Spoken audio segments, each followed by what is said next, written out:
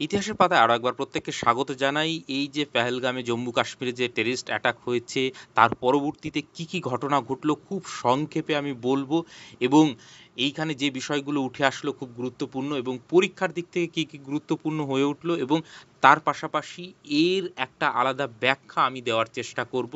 প্রথমত, গতকাল আপনারা জানেন সিসিএস এর বৈঠক হয়েছে, এবং সেইখানে কিছু ডিপ্লোম্যাটিক মেজর্স নেওয়া হয়েছে বা কূটনৈতিক কৌশল নেওয়া হয়েছে, যেগুলো প্রাথমিক পর্যায়ে। এবং আজকে প্রধানমন্ত্রী যে ভাষণ দিয়েছেন তাতে কিন্তু পরিষ্কার বোঝা যাচ্ছে যে বড় কিছু হতে চলেছে। আপনারা যদি দেখেন, এমইএ মানে মিনিস্টার অফ এক্সটার্নাল অ্যাফেয়ার্সের যে মুখপাত্র তিনি বা সেক্রেটারি, তিনি যে বলেছেন যে, এবং সেইখানে আপনারা যদি দেখেন যে সাসপেন্ড করা হয়েছে ইন্ডাস ওয়াটার টিটি, মানে সিন্ধু জলবন্টন চুক্তি যেটা ছিল ভারতের সঙ্গে, সেইটা, কারণ সেই ট্রিটিতে কি বলা হয়েছে এইটা কিন্তু খুব গুরুত্বপূর্ণ হয়ে ওঠে পরীক্ষার ক্ষেত্রে, কারণ এটা চর্চায় এসছে। সেই সঙ্গে যে সমস্ত ডিপ্লোম্যাটিক টাইস ছিল সেগুলো কাট করা হয়েছে, এবং পার্সোনা নন গ্রেটা স্ট্যাটাস সেটা ইয়ে করা হয়েছে। তো এই বিষয়টা সব থেকে বেশি গুরুত্বপূর্ণ হয়েছে যে ইন্ডাস ওয়াটার ট্রিটি থেকে কিন্তু কোশ্চেন আসার সম্ভাবনা, এবং ৩৭০ থেকে আসার সম্ভাবনা। এই বিষয়গুলো আমি নিশ্চয়ই আলাদা করে বলবো, ইন্ডাস ওয়াটার ট্রিটি কি, কত পার্সেন্ট কে জল পায়, কবে সাইন হয়েছিল, কাদের মধ্যে সাইন হয়েছিল।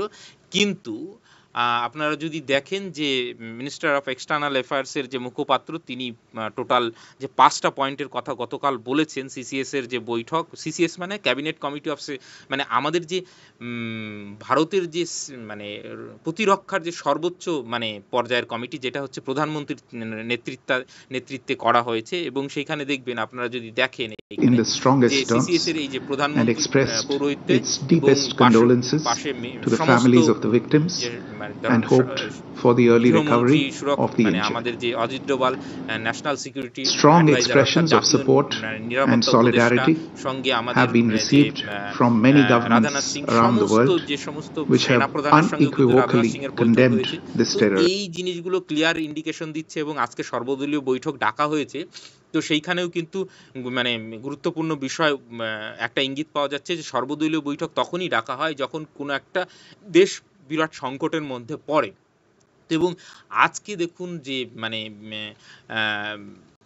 প্রধানমন্ত্রী প্রথম এই টেররিস্ট অ্যাটাকের পর এসে কিন্তু প্রথম কিন্তু মুখ খুলেছেন কোথায়, বিহার থেকে। এবং তিনি কি ইন্ডিকেশন দিয়েছেন, কারণ আপনারা জানেন মিডিল ইস্টে তিনি মানে গিয়েছিলেন, সেইখানকার সফর কাটসাট করে কিন্তু দ্রুত তিনি চলে আসেন। এবং আজকে মানে বিহারের মধুবনীতে একটা র্যালিতে তিনি বলেন, every effort will be made to ensure justice is done, entire nation is firm in resolve। তো এইখানে বলা হচ্ছে যে মানে যা কিছু ইয়ে নেওয়া হবে, এবং জাস্টিসের কথা বলা হচ্ছে। কিন্তু দেখবেন আপনার পাকিস্তানের অপর সাইড থেকে যদি দেখেন, সেইখানকার ভাষা কিন্তু সম্পূর্ণ অন্যরকম। এবং পিওকে মানে পাক অকুপাইড কাশ্মীর, যাকে পাকিস্তানিরা আজাদ কাশ্মীর বলে, এই জায়গাটায় এইখানকার একজন মানে পাপেট প্রাইম মিনিস্টার বসিয়ে রেখেছে। তারা কিন্তু কাশ্মীরকে নিজেদের মানে স্বাধীন করতে চায়, এইরকম একটা প্রোপাগান্ডা চালায়। তো এইখানে কিন্তু একটা পিওকের একটা আলাদা কিন্তু প্রাইম মিনিস্টার রয়েছে, তিনি বলেছেন কাশ্মীর থেকে দিল্লি অব্দি রক্ত ঝরাবো। তো তাদের ভাষাটাই সম্পূর্ণ আলাদা, তারা কি করতে চাইছে তারা মানে ক্লিয়ার বুঝতে পারছেন। এবং আগের ভিডিওতে আমি বলেছি যে এদের উদ্দেশ্যই হচ্ছে ভারতের মধ্যে যেন ইন্টারনাল ডিস্টারবেন্স তৈরি হয়, সেইটার মানে তাদের চেষ্টা। এবং এইখানে দেখুন আরও কি বলেছে, মানে প্রাইম মিনিস্টার হচ্ছে the prime minister who speak about the Jammu and Kashmir attack in Hindi, মানে তিনি হিন্দিতে প্রথমে বলছিলেন, suddenly switch to English and declare, মানে হঠাৎ করে তিনি কিন্তু ইংলিশে মানে চলে গেলেন। কেন চলে গেলেন, তিনি কিন্তু একটা ন্যারেটিভ তৈরি করার চেষ্টা করছেন, বিশ্ববাসীকে অ্যাড্রেস করছেন যে ইন্ডিয়ার সঙ্গে তাকে থাকার জন্য।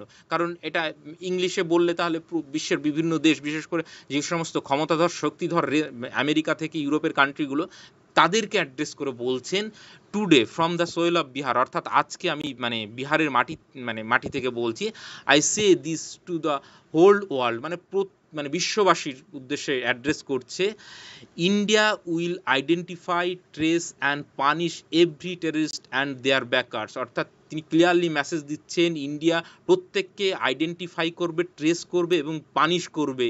এবং শুধু যারা টেররিস্ট অ্যাটাক করেছে তারাই না, এবং এদের পেছনে যে মাস্টার মাইন্ড, অর্থাৎ ক্লিয়ারলি পাকিস্তানকে ইন্ডিকেট করা হচ্ছে এবং পাকিস্তানের আইএসআই এর পেছনে আছে। আপনারা জানেন এই সমস্ত আজকে যেরকম বিভিন্ন দেশের মানে প্রতিনিধিদের নিয়ে কিন্তু বৈঠক করা হবে এবং সেখানে কিন্তু সেই প্রুফগুলো রাখা হবে যে দেখুন এই পাকিস্তানের এইসব লিঙ্ক, এবং প্রত্যেকটা দেশকে মানে দেশের অ্যাম্বাসেডারদের নিয়ে তাদের কনফিডেন্সে নিয়ে কিন্তু সমস্ত কিছু করা হবে। কারণ ভারত একা করতে গেলে দেখুন ইন্টারন্যাশনাল কমিউনিটির একটা তো ভয়েস রয়েছে, তো সেইখানে যেরকম রাশিয়া একতরফাভাবে যুদ্ধ করে সমস্ত স্যাংশন কিন্তু রাশিয়ার ওপর লেগে গেছে, তো ভারত সেটা চাইছে না। এবং দেখবেন যে প্রত্যেকটা দেশ ভারতকে কিন্তু অকুণ্ঠ সহযোগিতা করছে। এবং আজকে যখন এই যে ইন্ডাস ওয়াটার ট্রিটি মানে সাসপেন্ড করা হলো, তখন কিন্তু কোনো দেশ কিন্তু কোনো প্রতিবাদ করেনি। অবভিয়াসলি এর পরবর্তীতে মানে পাকিস্তান বিভিন্ন দেশের কাছে যাবে এবং বলবে দেখো আমাদের সঙ্গে অন্যায় করা হচ্ছে, যে ভারত ট্রিটি মানছে না।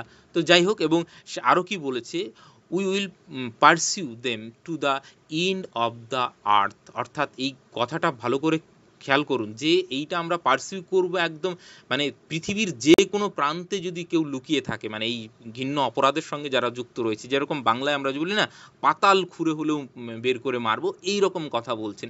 তো আপনারা ক্লিয়ার ইন্ডিকেশন পাচ্ছেন যে বড় কিছু হতে চলেছে। এইবার দেখুন এই যে আমি পেহেলগাঁও মানে এইখানটায় মার্ক করে রেখেছি, খুব সুন্দর জায়গা। এবার এই 370 যখনই মানে সরানো হয়েছিল, তারপরে সেন্ট্রাল গভর্নমেন্ট প্রচুর টাকা খরচ করেছে, ওইখানে ইনফ্রাস্ট্রাকচার ডেভেলপ করেছে। আপনারা দেখবেন যে এই লাদাখে কিন্তু একটা মুভমেন্ট চলছিল মানে পরিবেশের নাম করে। তো যাই হোক, পরিবেশ অবশ্যই আমাদের বাঁচানো দরকার, কিন্তু এইগুলোতে ফরেন ফান্ডিং থাকে আপনারা জানেন। এইবার আপনি বলবেন যে এই পাকিস্তান এইখানে কি করে আসলো? আপনারা একটু ভালো করে জানেন যে এই যে পাকিস্তানের যে অনেকটা মানে এই দিকটায় আপনি ম্যাপটা একটু দেখুন যে কাশ্মীরের সবটা কিন্তু ভারতের নিয়ন্ত্রণে নেই।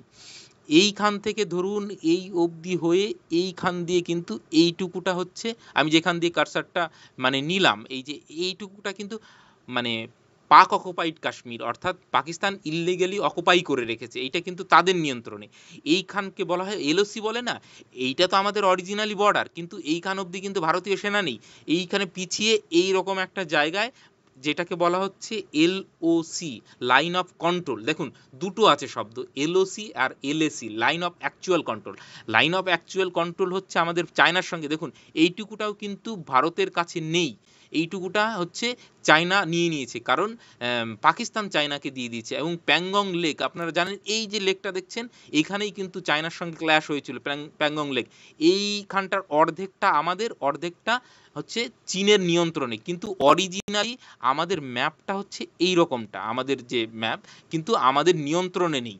তো এই ব্যাপারটা বোঝা গেল যে এত ভেতরে কি করে আসলো, অবশ্যই অনেকটা ভেতরে, কিন্তু এইটুকুটা কিন্তু আমাদের নিয়ন্ত্রণে নেই বলে এইখানে অর্থাৎ মানে পিওকে যেটাকে বলছে পাক অকুপাইড কাশ্মীর, যেটা হচ্ছে পাকিস্তানের তরফ থেকে বলা হয় আজাদ কাশ্মীর, আমরা বলি পিওকে অর্থাৎ পাক অকুপাইড কাশ্মীর, পাকিস্তান ইললিগালি যেহেতু অকুপাই করে রেখেছে।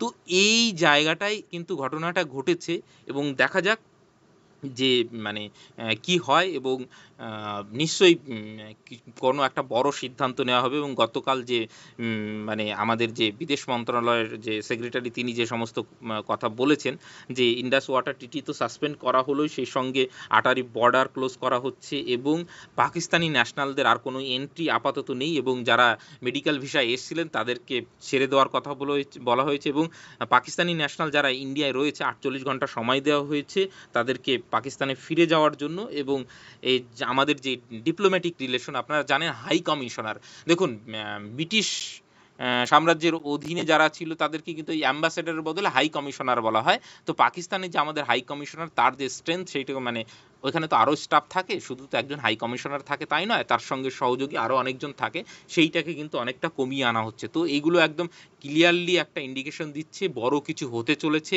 এবং আজকে প্রধানমন্ত্রীর যে বক্তব্য সেইটাতেও কিন্তু মানে স্পষ্ট। এইবার আসা যাক যে কথাটা আমি বলার চেষ্টা করছি, এটা আমার নিজস্ব ব্যক্তিগত মতামত, সেইটা হচ্ছে যে এই যে ধর্মের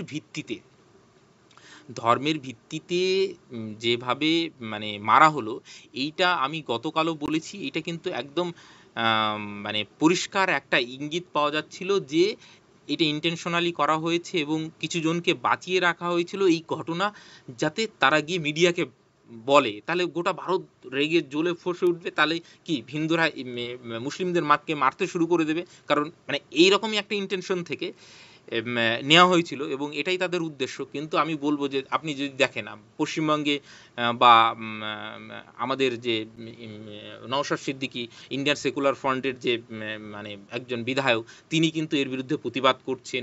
আপনি যদি দেখেন আসাদুদ্দিন ওবিসির বক্তব্য, তিনি শিক্ষিত ভদ্রলোক, তার বক্তব্য শুনলে আপনারা বুঝতে পারবেন যে অ্যাকচুয়ালি মানে আমাদের এখন কি করা উচিত। এবং এইটা মানে এই মানে ঘটনার পরিপ্রেক্ষিতে আমরা যদি নিজেদের মধ্যে মারামারি শুরু করে দিই, তাহলে কিন্তু এটা আমরা যে পাকিস্তানের যে প্রোপাগান্ডা সেটাকেই আমরা মানে সাপোর্ট করছি।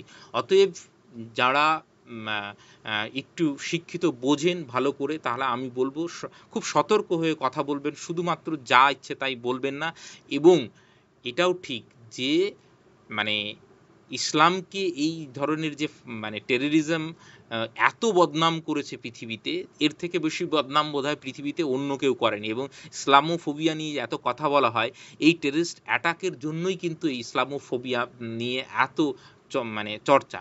এবং এই যে মানে আপনারা যদি শুধুমাত্র নরেন্দ্র মোদী নয়, এই ডানপন্থী যে সমস্ত নেতার উত্থান, তার পিছনে কিন্তু ইসলামিক র্যাডিকালাইজ গ্রুপের একটা বড় মানে ভূমিকা রয়েছে।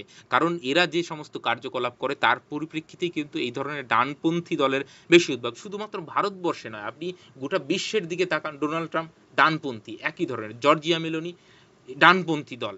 কারণ কি, এরা কিন্তু এই যে ইসলামী ফান্ডামেন্টালিজম এর মানে ভারতেও দেখেন, আপনারা ভারতের অনেকে যারা একটু বিশ্ব রাজনীতির খবর রাখেন তারা দেখতে পাবেন যে এই ট্রেন্ডটা কিন্তু এখন চলছে, যে মানে এই যে যে মানে ইসলামিক ফান্ডামেন্টালিজমের মানে যে একটা নিকৃষ্ট দিক সেটা হচ্ছে এই টেররিজম।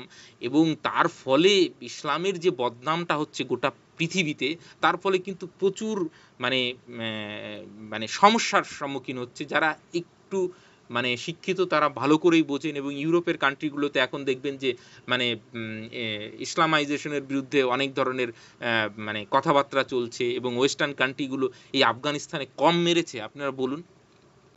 এই যে শুধু মিডিল ইস্টের দিকে তাকান, এইখানে যত মুসলিমকে মারা হয়েছে, মানে তার পেছনে বড় একটা আমেরিকার ভূমিকা রয়েছে। তারপরেও কি বিশ্বের কমিউনিটি কি মানে খুব বেশি কিছু করতে পেরেছে? এই যে গাজায় যে এত লক্ষ লক্ষ মানুষকে নির্মমভাবে হত্যা করা হচ্ছে, তার বিরুদ্ধে বিশ্ব কমিউনিটি সেভাবে আওয়াজ তুলছে না কেন? এই যে ইসলামোফোবিয়া, এই যে কনসেপ্ট এবং এর যে কার্যকলাপ, তা সেটা কিন্তু সব থেকে বেশি দায়ী। এবার আপনি অন্য জায়গায় যদি দেখেন, যদি অন্য জায়গায় কোনো ভাবে জেনোসাইড হয়, তাহলে তার নিন্দা কিন্তু সব জায়গায় করা হয়। অথচ এই যে ইসরায়েল যে গাজায় মানে এত সংখ্যক মানুষকে মারছে, সেই হিসাবে কি প্রতিক্রিয়া হচ্ছে? কেন হচ্ছে না? এর দায়ভার কিন্তু এই ফান্ডামেন্টালিস্ট এবং যারা এই টেররিস্ট তাদের। এবং আপনারা জানেন যে মানে যে যাই বলুক, মানে আমেরিকা যেভাবে সব থেকে বেশি জেনোসাইড কে করেছে মুসলিমদের, আমেরিকা করেছে। তো তার হাতিয়ার করেছে, তো সেই ক্ষেত্রে আমেরিকা তো কিছু করতে পারেননি। পেরেছে কি? এই যে ইসরায়েলকে দিয়ে যে এখানে মারান মানে মারছে, তো বকলমে তো আমেরিকার ফাইটার জেট, আমেরিকার বোম সমস্ত কিছু ইউজ হচ্ছে, তাই না? তো সেক্ষেত্রে একটা ইসলামিক রাষ্ট্র কিছু করতে পারছে? করতে তো পারছে না। তাহলে শুধুমাত্র মানে মানুষগুলোকে উস্কে দিয়ে তাদেরকে মৃত্যুর পথে ঠেলে দিয়ে এইটা। এবং দেখবেন যাদের এই যে টেররিস্ট যাদের মানে ছবি প্রকাশ করা হয়েছে, তারা অল্প বয়সী, কারণ অল্প বয়সী ছেলে মেয়েদেরকে মেন্টালি ও অন্যদিকে ডাইভার্ট করাটা অনেক সহজ। তাদেরকে ভুল বুঝিয়ে তাদেরকেই যে মানে র্যাডিক্যালাইজ করা হচ্ছে। এবং দেখবেন আজমাল কাসাব কত বছর বয়স, মাত্র বাচ্চা ছেলে। তো এই যে একটা প্রবলেম, জেনুইন প্রবলেম, এইটাকে কিন্তু অ্যাড্রেস করা অবশ্যই উচিত। এবং এইটা কিন্তু মুসলিম সমাজের মধ্যে থেকেই উঠে আসতে হবে, মানে বাইরে থেকে কেউ কিন্তু এর শুদ্ধিকরণটা করতে পারবে না। আর যদি এইভাবেই চলতে থাকে, তাহলে বুঝতেই পারছেন পশ্চিমী কান্ট্রি তাদের মানে অনেক বেশি পাওয়ার, অনেক বেশি মানে তাদের কি বলবো ক্ষমতা, তো সেক্ষেত্রে মানে এইভাবে কিন্তু মারতেই থাকবেন। তো যাই হোক, এইগুলো আমার নিজস্ব অবজারভেশন এবং সেটা আপনাদের সঙ্গে শেয়ার করলাম। পরবর্তীতে ডিটেলস কোনো দিন যদি সময় সুযোগ হয় নিশ্চয়ই আলোচনা করব। কিন্তু আজকের যে ঘটনা সেইটা আমি একটু সংক্ষেপে বলার চেষ্টা করলাম প্রথম দিকে। আপাতত সকলকে অসংখ্য ধন্যবাদ।